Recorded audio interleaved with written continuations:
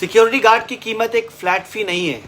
आजकल नए corporate security agencies को एक फिक्स्ड फी पर गार्ड देते हैं, लेकिन एक्सपेक्टेशंस सुपरवाइजर भी चाहिए, उनको रिलीवर भी चाहिए, उनको नाइट चेकर भी चाहिए, फील्ड सुपरविजन भी चाहिए और सिक्योरिटी स्टैंडर्ड्स में तो कोई कॉम्प्रोमाइज़ चाहिए ही नहीं। पहले क्या होता था, पहले मैनेजमेंट फ़ी परसेंटेज में होती थी।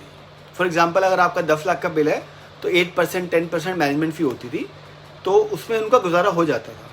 आजकल क्या है कि फ्लैट फ़ी का कल्चर आ गया है और इतनी टाइट कम कर दी गई है फ्लैट फ़ी कि सिक्योरिटी कंपनी के पास सुपरविजन, रिलीवर्स, ट्रेनिंग और एडमिनिस्ट्रेशन के लिए इनफ मार्जिन बचता ही नहीं है।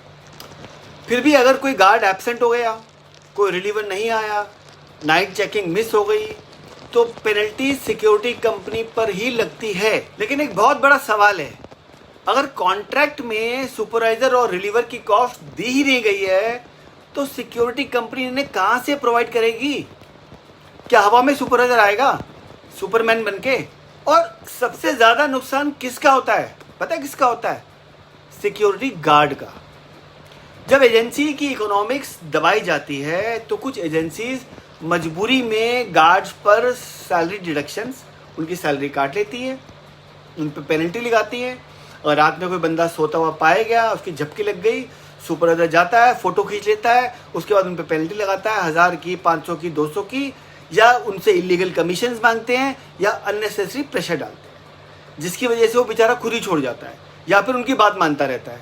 तो अल्टीमेटली इम्पैक्ट कौन होता है? गार्ड होता है। यानी ऊपर से जो कॉर्पोरेट है वो तो कॉस्ट बचा रहा है अपनी, बीच में एजेंसी अपने सर्वाइवल के लिए संघर्ष कर रही है और नीचे गार्ड सफ़र करता रहता है। देखिए, कॉर्पोरेट को समझना होगा, सिक्योरिटी कोई कॉमोडिटी नहीं है जो सिर्फ पर हेड खरीदी जाए। अच्छी सिक्योरिटी चाहिए तो उसके लिए क्या करना है? Guard plus training plus supervision plus reliever plus technology plus management. अगर इन सब का ध्यान आप रखोगे तो आपको एक सही, मुस्तैद और बढ़िया सिक्योरिटी मिल पाएगी।